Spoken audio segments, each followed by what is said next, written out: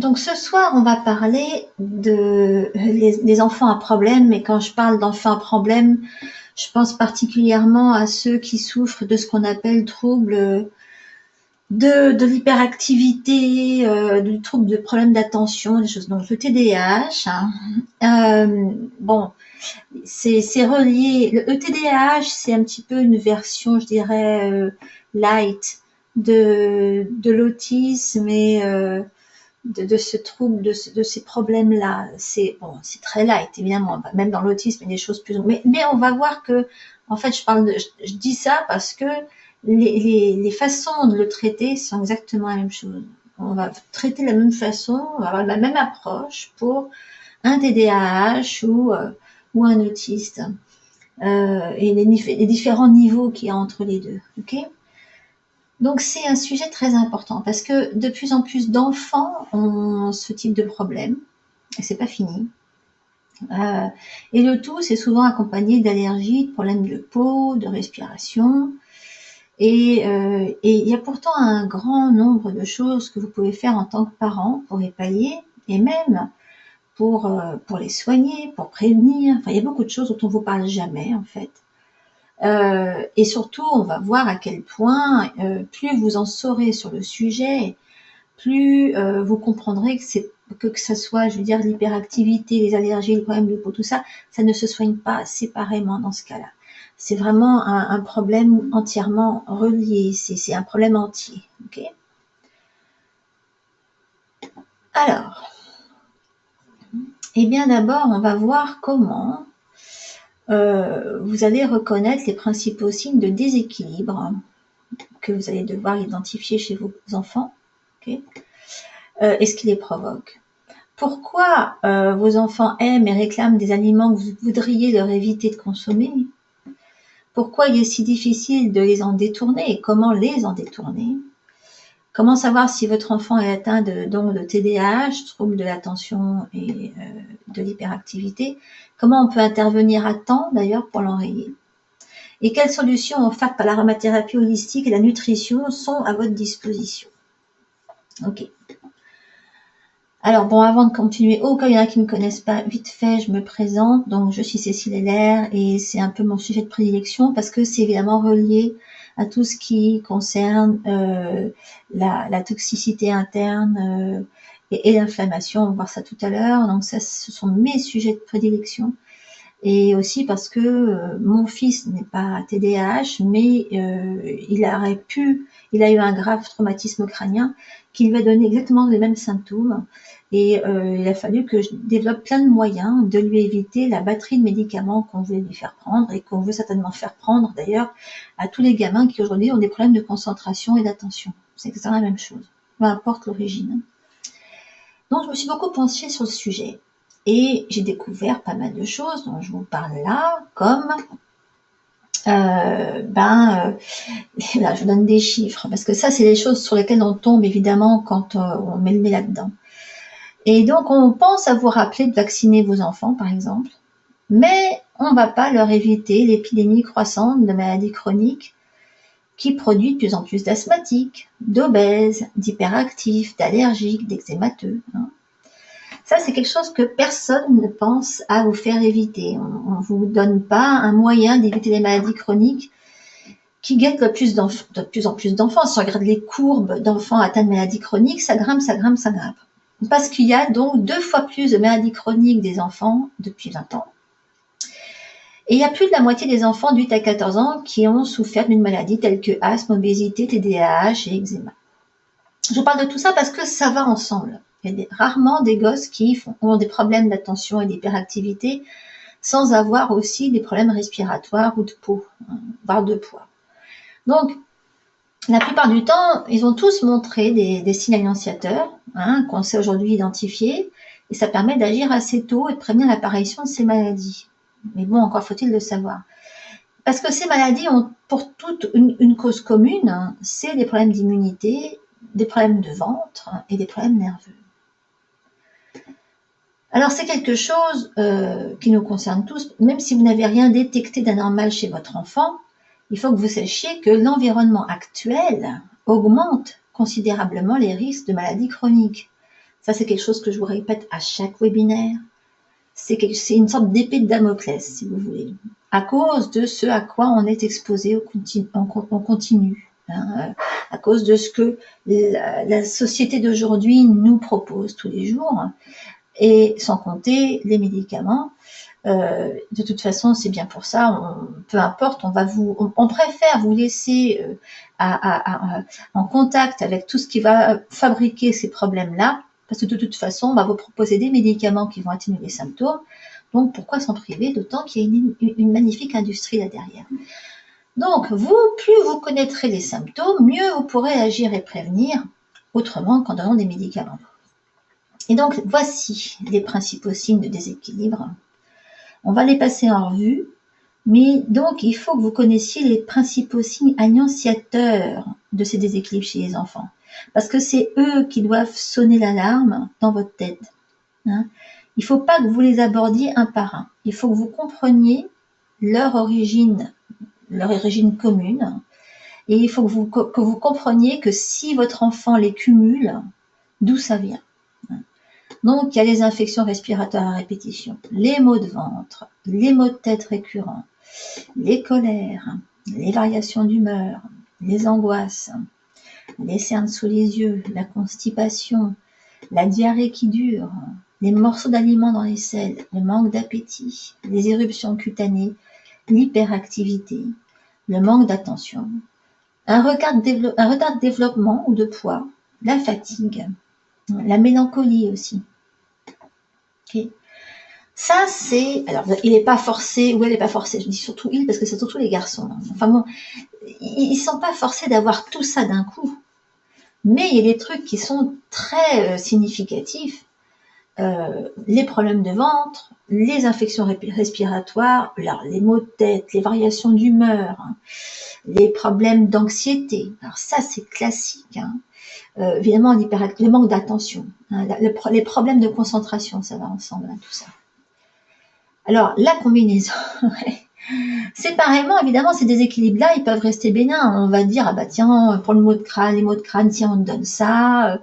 Pour, je sais pas moi, les problèmes de peau, on va te mettre une crème. C'est vrai qu'on ne pense pas que si on traite ces problèmes-là séparément, ça puisse nous amener à autre chose. C'est-à-dire que plus on va masquer séparément ces symptômes, moins on va faire le lien entre eux et moins on va voir quelle est leur origine commune. Moi, personnellement, pour moi, un enfant constipé, c'est un enfant qui s'intoxique. Hein. Mais comme les adultes aussi, d'ailleurs. Mais un enfant, ça ne devrait pas exister. Et donc, il ne faut pas le laisser comme ça. Donc, il faut que vous compreniez que si vous avez un enfant qui cumule plusieurs de ce type de symptômes, il faut vraiment agir. Et dès que ces signes apparaissent à plusieurs, c'est là qu'on sait que c'est révélateur. Ça veut dire qu'il y a de la candidose, ça veut dire qu'il y a de l'inflammation, ça veut dire qu'il y a du déficit nutritionnel, de la toxicité, des sensibilités alimentaires. C'est comme pour les adultes. Alors, on va faire un petit tour d'horizon de ce qu'il faut comprendre pour agir dans le bon sens. Bon, d'abord, on sait que l'inflammation, c'est quoi? Une cheville tordue, hein, une entorse, ça gonfle, ça rougit. Une piqûre, c'est pareil. C'est aussi de l'inflammation silencieuse invisible. Et cette inflammation, elle est entretenue par, en gros, de l'obésité. Il y en a de plus en plus chez les gosses. Parce que l'obésité, c'est aussi du diabète, c'est de l'hypoglycémie, c'est de l'hyperinsulinémie, c'est des allergies alimentaires, c'est des sensibilités alimentaires. L'obésité, c'est qu'une toute petite partie de l'inflammation. Hein. Elle est aussi, cette inflammation, elle est aussi provoquée par des toxines environnementales, comme les métaux lourds, qu'on trouve dans les vaccins, par exemple, ces chers vaccins. Les infections chroniques, une alimentation, ce qu'on appelle déséquilibrée, qui contient surtout des substances toxiques. Moi, je dirais plutôt une alimentation sale. Okay. Une hyperperméabilité intestinale. Ça, c'est un petit peu le produit de tout ce qu'on a vu avant. Il y a hyperperméabilité intestinale quand il y a alimentation sale, quand il y a toxines environnementales, quand il y a vaccin, quand il y a médicaments. Okay. Et alors, chez les enfants, l'inflammation est intimement liée à des déséquilibres qu'on voit de plus en plus, comme les allergies, les sensibilités alimentaires, les intolérances alimentaires, la candidose, le TDAH, l'asthme, l'eczéma, la toxicité aux métaux lourds. Alors ça encore, il faut savoir la reconnaître, c'est encore autre chose. Il faut encore le tester, il faut encore savoir qu'il y en a. C'est encore toute une autre approche dont j'ai parlé dans une autre présentation. Mais donc cette toxicité, elle est très très facile à entretenir. Mais il faut le savoir. Il faut savoir reconnaître ce qu'il entretient, comme la candidose chronique, encore une fois. Alors ça, si votre gamin il est accro à tout ce qui est gâteau, produits laitiers, sucre, bon bah là déjà vous savez qu'il y en a. Les métaux lourds c'est pareil, parce que l'intoxication aux métaux lourds entretient la candidose, vous ne pouvez pas vous débarrasser de l'un sans l'autre. Il faut faire les deux en même temps.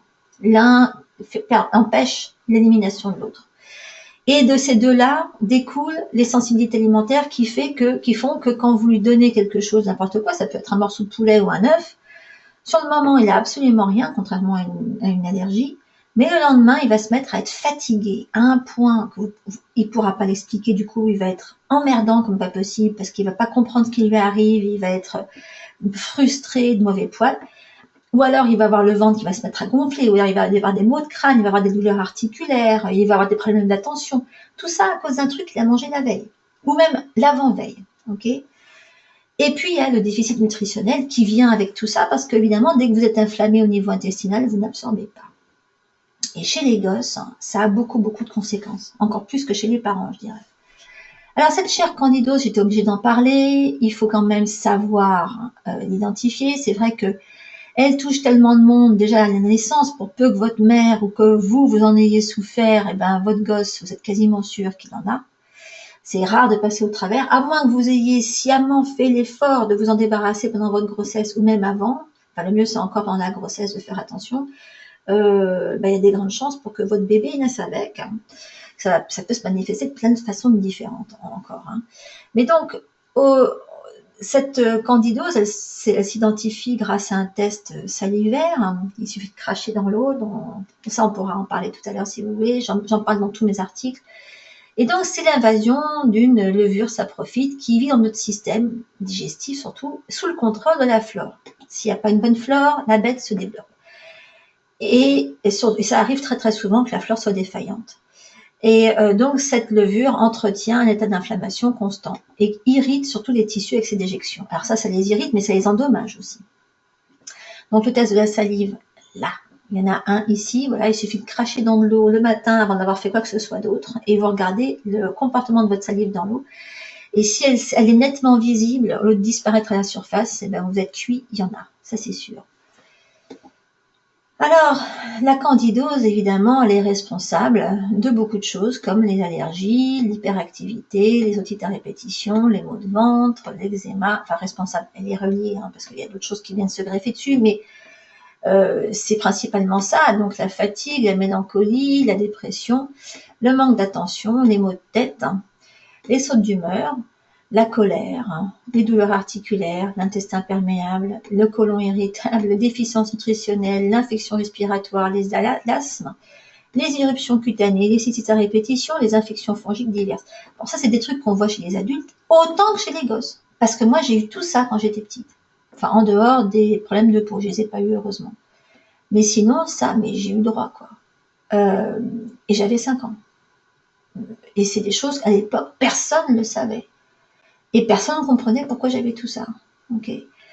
Donc, c'est des trucs qui sont fréquemment identifiés chez les gosses, mais qu'on ne relie pas à ça. Et du coup, qu'on ne peut pas soigner. Alors, la candidose, elle est souvent le sommet de l'iceberg. Au départ, il y a souvent uniquement le déficit nutritionnel. Et ça, c'est encore un truc qu'on récupère de notre mère. Donc, dans le déficit nutritionnel, on va identifier l'anémie, la constipation, la toxicité interne, la monopolisation d'immunité. En général, c'est ce qui fait qu'on attrape tout ce qui traîne, parce que sans nutriments, on n'a pas de quoi entretenir notre immunité ou même la constituer. Et puis derrière, il y a aussi de l'inflammation, des allergies, ça revient tout le temps, la candidose. C'est vraiment une boucle. L'eczéma, l'insomnie, problème d'attention, fatigue, l'apathie. Et donc, lorsque l'organisme n'a pas suffisamment de nutriments, de valeur, je ne parle pas de calories, je parle de nutriments, à donner à ces cellules, les cellules ne peuvent pas communiquer, fonctionner et se reproduire. Okay, et donc, c'est pas une question de quantité de nourriture, mais de qualité d'ingrédients et surtout de leur propreté, parce que si ces ingrédients apportent des toxines, eh ben ça facilite pas du tout les choses. Et donc, c'est uniquement voilà, la boucle est bouclée. Voilà, le déficit nutritionnel, ça provoque tous ces déséquilibres-là. La toxicité, évidemment, va avec. Hein.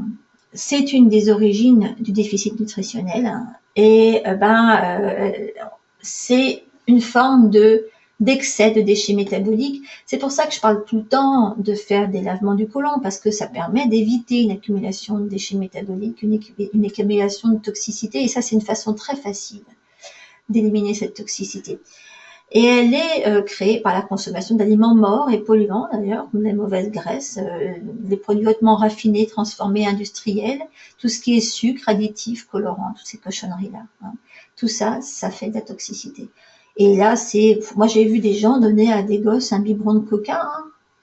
Voilà, hein, chacun son truc. J'ai vu des parents aller mettre un truc au micro-ondes qui était congelé, je sais plus ce que c'était, un hot dog congelé, et donner ça aux gamins qui avaient en gros 1 an, à peine.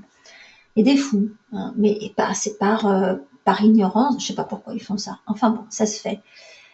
Et dans la toxicité, on a malheureusement surtout les métaux lourds, et ça, il y en a de plus en plus grâce à ces chers vaccins. Déjà, qu'on peut très facilement les respirer. Ils se transmettent aussi. Hein. On a une prédisposition à garder les métaux lourds à cause de notre ADN. Mais on peut les respirer, les boire, et donc on les reçoit via les médicaments et donc les vaccins qu'on donne à la naissance. Merci les vaccins à la naissance. Et ça signifie que le corps doit se battre contre des substances qui devraient être éliminées, mais qui restent coincées dans les tissus.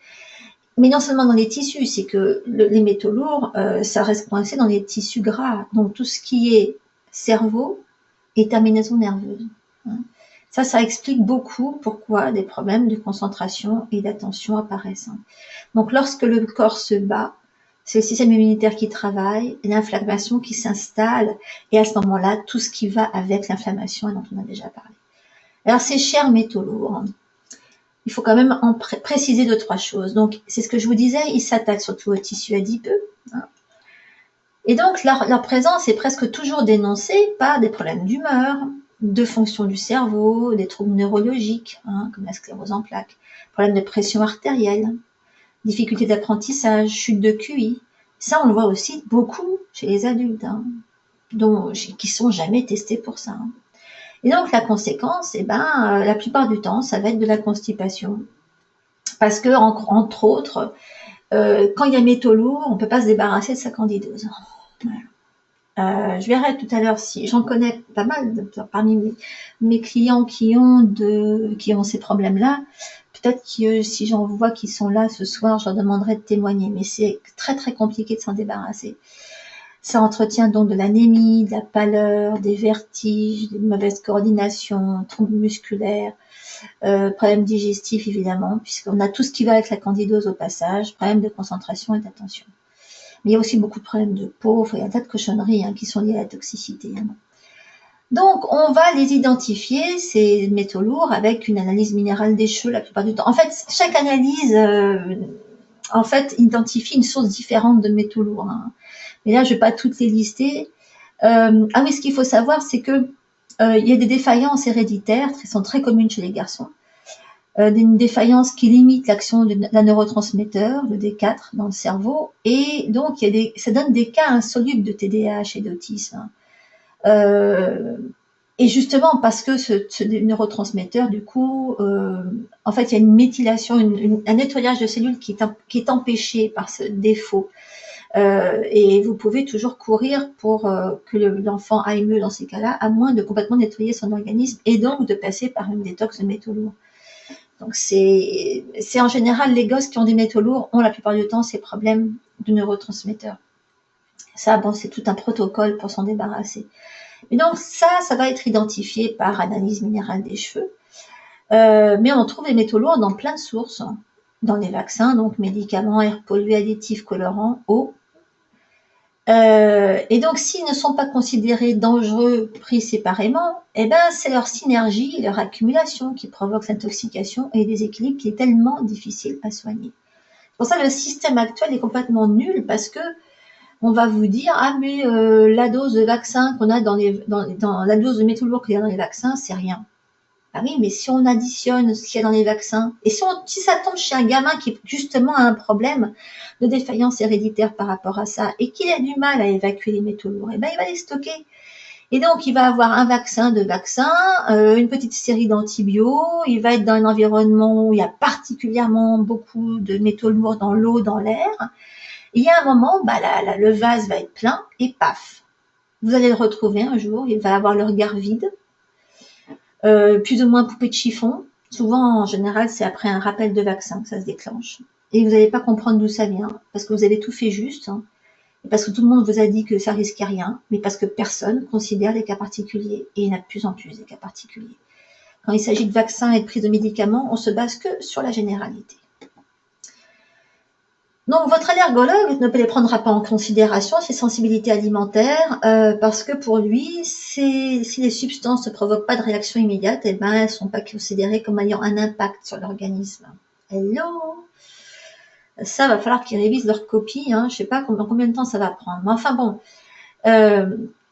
les sensibilités alimentaires, c'est donc un effet différé. C'est ce que je vous disais tout à l'heure. On n'y réagit pas instantanément, mais ça a un impact sur l'inflammation. Et il y a de plus en plus d'enfants qui réagissent à un tas de trucs. Mais ils peuvent aussi réagir, ils peuvent tout à fait avoir des allergies, des vraies allergies, des IgE, et avoir aussi des IgG. Hein. Et puis aussi des IgA. Moi, je sais quand j'ai été testée pour ça, on m'a fait tout, IgE, IgG, IgA. Bon, j'avais des IgG et des IgA, mais il y a des gosses qui ont tout, ok ? Et malheureusement, on n'identifie pas le reste. Le problème, c'est que avoir des IgG, c'est la porte ouverte à déclencher des IgE. Et ça, personne n'y pense. Donc, il y a une réaction différée qui est insoupçonnée. Et il suffit d'éliminer certains aliments pour que les symptômes en question disparaissent. Mais voilà, c'est une sensibilité, c'est lié à des aliments qui vont provoquer des réactions alimentaires. Et la seule réaction que les allergologues reconnaissent, eh ben, c'est l'IgE, c'est la réaction instantanée. C'est si vous donnez une cacahuète à un gamin qui est allergique, il va avoir le cou qui gonfle, il va pas pouvoir réagir, respirer. Ça, l'allergologue, il sait. Le reste, il sait pas. Pardon. Donc, les sensibilités et l'inflammation. Alors, c'est vrai que qui dit inflammation dit sensibilité alimentaire. Donc, c'est la monopolisation et le déséquilibre de l'immunité. Et ça, c'est le champ libre au candidat. Et donc, au surdéveloppement de la candidose chronique. C'est l'irritation des tissus, l'entretien de l'inflammation interne. Je vais me répéter, hein, ne vous inquiétez pas, mais des fois, faut plusieurs coups pour faire rentrer quelque chose dans le... Et donc, c'est l'endommagement de la muqueuse de l'intestin et donc l'hyperperméabilité. Et cette hyperperméabilité-là, intestinale, c'est la première source d'allergie, les vrais, les IgE, qui, elles, sont potentiellement mortelles. D'où l'intérêt d'aller en amont et d'éviter la toxicité, l'inflammation et les IgG qui vont entretenir cette inflammation et donc qui vont qui vont fabriquer l'hyperperméabilité, qui vont être à l'origine donc de ces IgE qui vont se fabriquer à ce moment-là. Alors, les sensibilités alimentaires, elles sont pas mortelles, mais comme je vous le disais, elles monopolisent le système immunitaire, elles entretiennent l'inflammation. Et donc, ça va être à divers endroits, comme dans les poumons pour les asthmatiques, par exemple, dans le côlon pour les colopathes, dans la gorge pour ceux qui enchaînent les otites, dans la peau pour ceux qui ont de l'eczéma, dans le cerveau dans le cas du TDAH. Ok ? Maintenant, ça devient peut-être un petit peu plus clair dans votre tête, peut-être un petit peu plus concret. Alors évidemment, ça nécessite de changer d'alimentation. Alors au départ, il y a les aliments coupables. Alors c'est pour ça qu'une alimentation équilibrée, c'est une notion complètement crétine, ça ne veut absolument rien dire. On a vu que les sensibilités alimentaires, ça rend toute cette approche assez compliquée. Tout le monde a sa propre façon de situer l'alimentation saine. Il y en a pour qui ça va être pas manger de plats en sauce, il y en a ça va être enlever le gras, il y en a ça va être consommer plein de produits laitiers parce que c'est bon pour la santé. Mais en fait, il faut que vous nourrissiez vos enfants sans les polluer. Et le problème, c'est que cette pollution peut tout à fait venir de certains aliments auxquels vous pensez absolument pas et qui sont tellement courants dans l'alimentation des gosses. Mais il faut surtout penser qu'il y a, il faut avoir à l'esprit le niveau nutritionnel et le niveau d'absorption des enfants. Et d'avoir ça à l'esprit, déjà, ça vous oblige à faire une sacrée sélection sur ce que vous leur donnez. Parce que les aliments que vous leur donnez doivent être à la fois nourrissants, donc apporter des nutriments, pas des calories. Hein. Ne pas donner d'aliments susceptibles d'apporter des toxines. Donc il y a pas mal d'élimination aussi à faire à ce niveau-là. Et il faut que les aliments en question aient une bonne biodisponibilité pour en augmenter le niveau d'absorption. Donc, pour ça, ça se fait pas n'importe comment. Il y a d'abord l'absorption à avoir à l'esprit. Hein. Et cette absorption, elle va servir à nourrir les cellules, à les aider à fonctionner, à se régénérer, hein, à communiquer entre elles. Et le problème des enfants, c'est qu'en général, ils absorbent pas correctement ce qu'on leur donne. Hein. Et donc, ils sont pas assez nourris, malgré tout ce que vous faites comme effort. Et vous comprenez pas pourquoi. Donc, on rigole pas avec ce niveau d'absorption et surtout la qualité nutritionnelle. Donc, on va donner il y a donner à manger et donner à manger. Ok? Il n'y a pas de généralité là-dedans. Il faut vraiment faire encore une fois du sur-mesure. Moi, quand je repense encore une fois à tous les efforts que mes parents faisaient quand j'étais petite pour essayer de me faire épaissir, et quand j'y repense, mais ils faisaient tout faux. Ma mère aujourd'hui qui me dit j'ai tellement honte. Oui, mais je lui dis c'est pas de ta faute, tu savais pas. Mais aujourd'hui, ça la rend malade de savoir les conneries qu'elle faisait sur moi, enfin ce qu'elle me donnait à manger en essayant vainement de me donner quelque chose qu'elle pensait nourrissant et qui n'était absolument pas ce dont j'avais besoin. Donc, les gosses sous-nourris, ben eux, ils vont encore plus que les autres subir les émotions toxiques. Ils vont être très emmerdants. Et moi, j'étais la première. C'était un poison violent quand j'étais petite. Ils vont donc avoir une vie toxique. Ils vont se compliquer la vie. Ils vont intoxiquer leur entourage. Et c'est des gosses qui souffrent en permanence. Et c'est des gosses qui, à qui on essaye de donner à manger, d'ailleurs, qui sont assez pénibles de ce côté-là, parce qu'ils veulent rien. Et du coup, le peu qu'on leur donne, en fait, ne suffit pas et n'est pas de toute façon absorbé. Ça veut dire que on va leur faire absorber des calories, à défaut d'autre chose, mais souvent qui sont vides de nutriments, de fibres, de minéraux, de vitamines. Ça me fait penser à l'exemple, je connaissais une dame à Hong Kong, c'était une dentiste, c'était une de mes voisines, et elle s'arrachait les cheveux parce que sa plus jeune fille voulait rien toucher à part des tartines de Nutella. Je lui dis, mais le Nutella, si tu continues à lui donner ça, elle va devenir diabétique. Elle me dit, je sais, mais qu'est-ce que tu veux que je fasse? Je peux pas la laisser crever de faim. Et en fait, c'était pas elle qui s'en occupait, c'était sa bonne. On avait toutes des bonnes là-bas. Et la bonne, elle avait qu'une trouille, c'était de se faire jeter par sa patronne. Donc, il fallait, son boulot, c'était de donner à manger à la gamine. Donc, ce qu'il y a, c'est que nous, les bonnes, c'est des Philippines. J'en ai pas encore rencontré une qui ait des notions correctes de nutrition. Et cette fille qui était dentiste, elle en avait pas plus, hein, de toute façon. Et je lui disais, mais t'as qu'à dire à ta bonne de pas continuer à acheter de Nutella. Il y a bien un moment où la gamine, elle va crever de faim, elle va manger autre chose. Elle voulait pas me croire. Hein. Et donc, la bonne a continué à donner à la gamine du pain au Nutella. Et il y a quelques années, quand je l'ai revue, la gamine était insulinodépendante. Hein. Elle se piquait à l'école. Elle devait emmener son insuline avec elle à l'école. Donc, on se rend pas compte à quel point, sous prétexte de leur donner à manger, de leur faire manger quelque chose, on va les rendre encore plus malades. Et surtout encore plus pénibles. Hein. Parce que en fait, le vide minéral est une des grosses sources de tempéraments colériques ou peureux ou timides, capricieux, qui ont toujours envie de toute façon de biscuits, pain, etc. Tout ce qu'ils devraient surtout pas prendre. Alors les émotions toxiques, c'est la vie de l'enfant pollué. Voilà. Comment on reconnaît ces émotions toxiques? Tout le monde se ressemble dans ces cas-là. C'est d'abord le foie, hein, dont la colère, la paranoïa, l'impatience, ça va avec. L'insatisfaction permanente. On ne sait pas comment les contenter. L'irritabilité, l'arrogance, et même la dépression. Il y a beaucoup de gosses qui subissent ça, et chez qui ça se voit pas. Et c'est évidemment la pente dans l'addiction, parce que plus on est toxique, plus on a envie de ce qui est intoxique. Alors j'en ai pas mal parlé déjà dans mon article sur les émotions toxiques, où je vous dis que être attiré par des aliments notoirement addictifs comme sucre, blé, caséine de lait, eh ben c'est ce qui arrive à ceux qui souffrent de candidose chronique, qui se sentent pas bien, qui sont physiquement et émotionnellement instables et qui souffrent en permanence par tous les bouts. Et donc, ils vont se réfugier vers la seule chose qui leur donne une gratification instantanée, c'est ce qu'ils vont manger. Hein. Parce que le sucre, eh ben, ça produit une production d'endorphines. Et donc, ils vont se faire un bien illusoire et ils vont juste alimenter le cercle vicieux qui va leur faire tellement de mal au bout du compte. Donc, votre boulot de parent, eh ben, c'est de briser ce cercle vicieux, mais à condition que vous en fassiez autant, c'est évident. Hein, vous pouvez pas dire aux gosses, toi je te donne plus rien de tout ce que t'aimes, et puis moi à côté j'ai mon placard plein de cochonneries au chocolat. Okay. Donc il faut briser ce cercle vicieux installé par la toxicité interne, et donc il faut montrer le bon exemple. Ne plus rien consommer d'interdit soi-même, et il faut procéder insidieusement à des substitutions. Okay.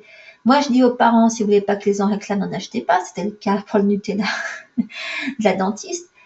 Mais je connais pas mal de parents qui peuvent pas s'empêcher. Hein, donc, c'est pour ça quand des gamins sont petits, je fais commencer tout l'effort par la mère. C'est la mère qui doit passer par toutes les étapes.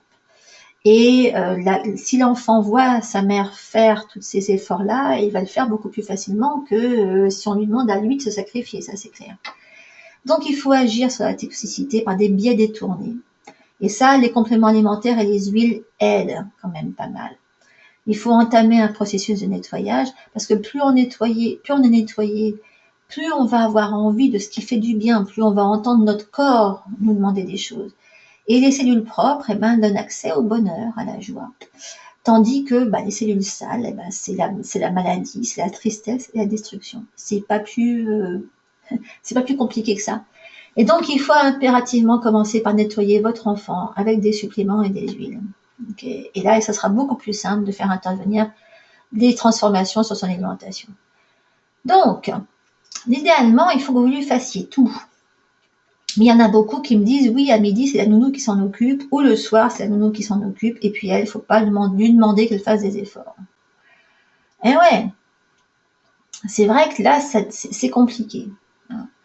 Mais on va commencer par si c'est vous qui lui préparez les repas, ça sera plus simple. Donc surtout quand il est petit, plus il sera petit, plus ça sera simple.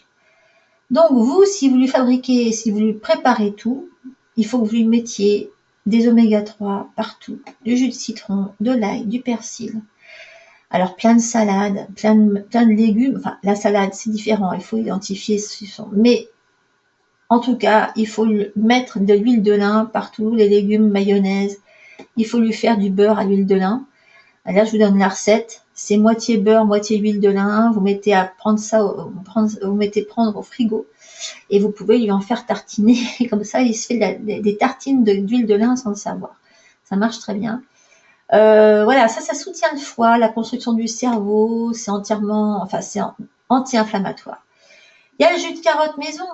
Bon, même si au début, il faut que vous lui mettiez de la pomme, c'est pas grave. Mais il faut l'habituer à ça.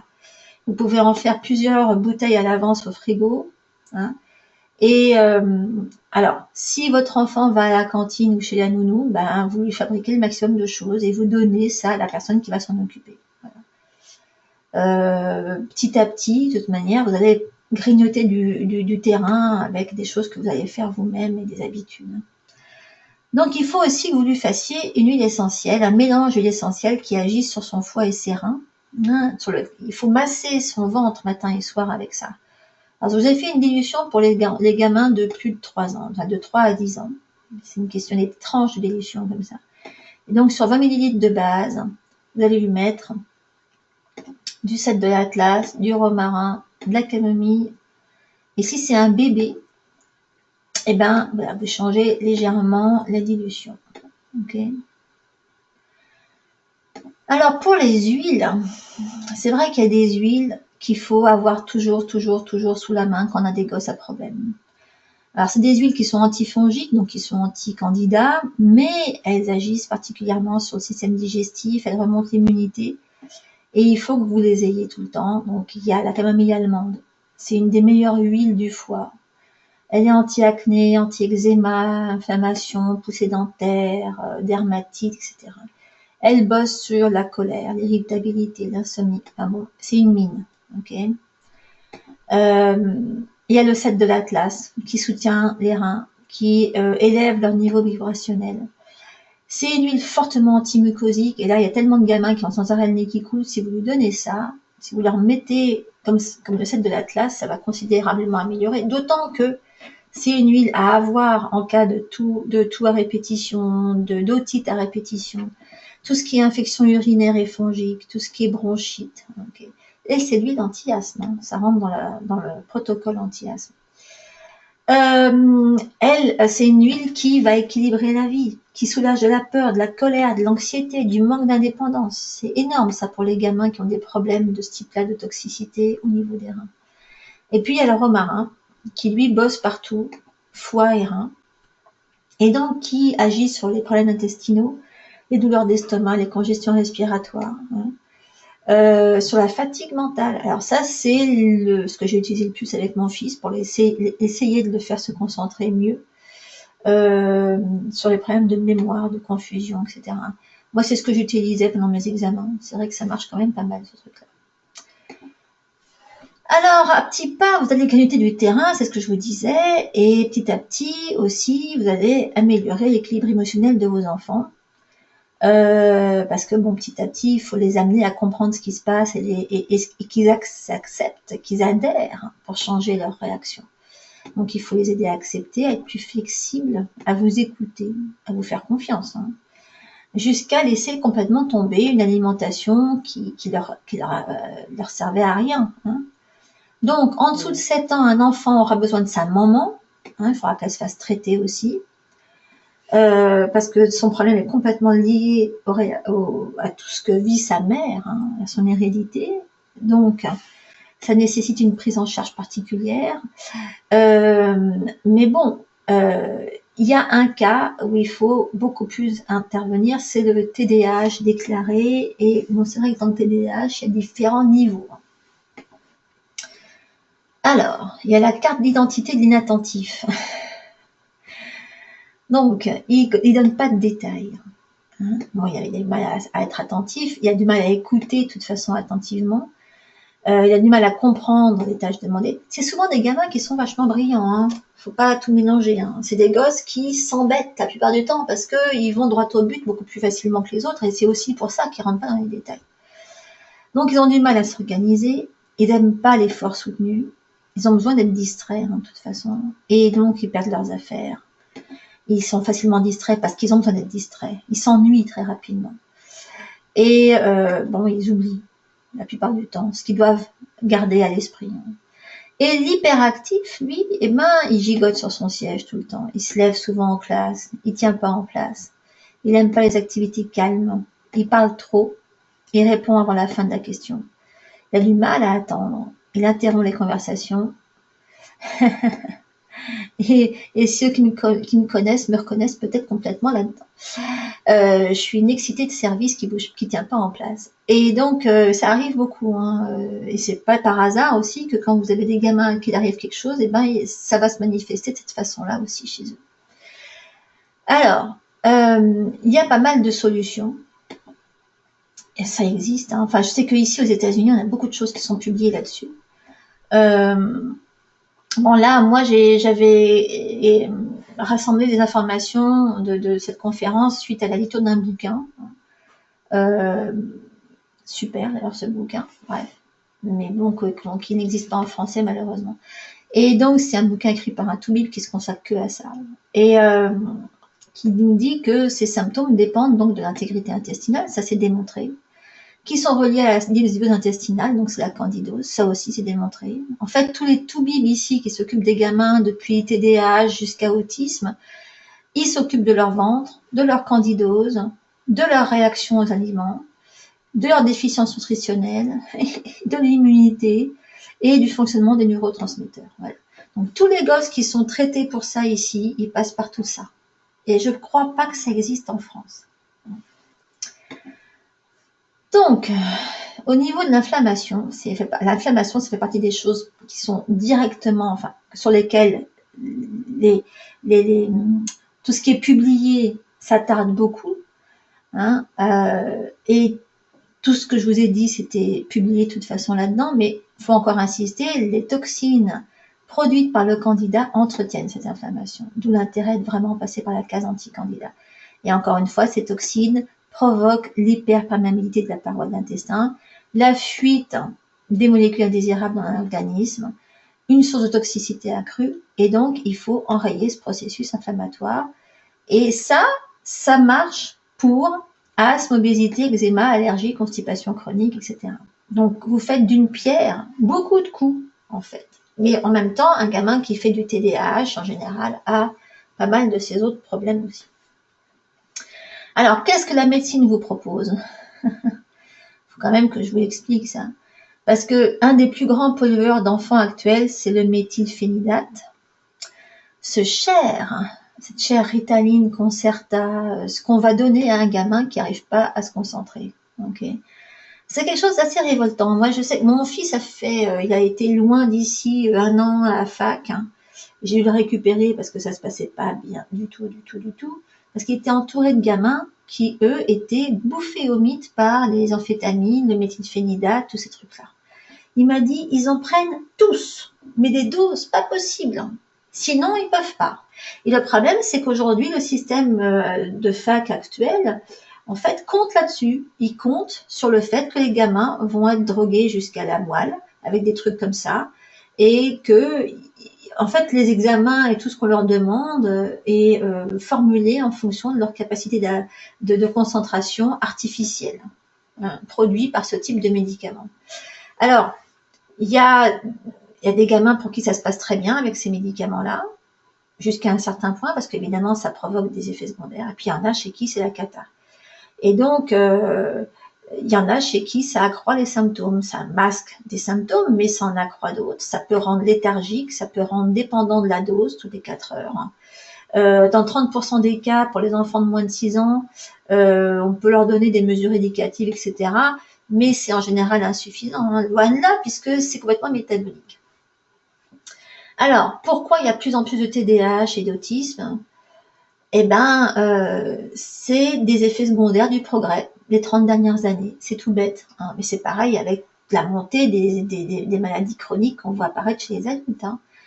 Donc, en 20 ans, le nombre d'enfants qui ont été diagnostiqués avec ça, ça a augmenté de 400%. Bon, il y a aussi parce que maintenant on les identifie, hein. Mais il faut aussi dire que les toxines environnementales, les métaux lourds, les hormones, les antibiotiques, on a augmenté considérablement quand même les prises de vaccins aussi. C'est pas négligeable tout ça. Donc l'alimentation en plus, elle s'est appauvrie. Donc on a du mal à trouver assez de nutriments à l'état naturel. Si vous donnez pas de compléments alimentaires à vos gosses, bah vous facilitez pas les choses. Et comme maintenant, c'est un truc qui me fait hérisser, mais j'entends ce que la prof de nutrition enseigne à ma fille à l'école, méfiez-vous des compléments alimentaires, c'est dangereux. Alors évidemment, si vos toubibs vous disent ah bah non, on va pas leur donner ci, on va pas leur donner ça, c'est vrai qu'en plus ça dépend ce que vous leur donnez, parce que j'ai vu encore là il y a pas longtemps un bébé à qui on a donné de la vitamine D, en est mort. Hein. Ça dépend quelle est la qualité de ce que vous leur donnez, encore une fois. Le nombre de vaccins a augmenté, et ça accroît évidemment la dose de mercure et de thymérosal injecté dans les enfants. Hein, sympa. Au début, il y avait 3 injections.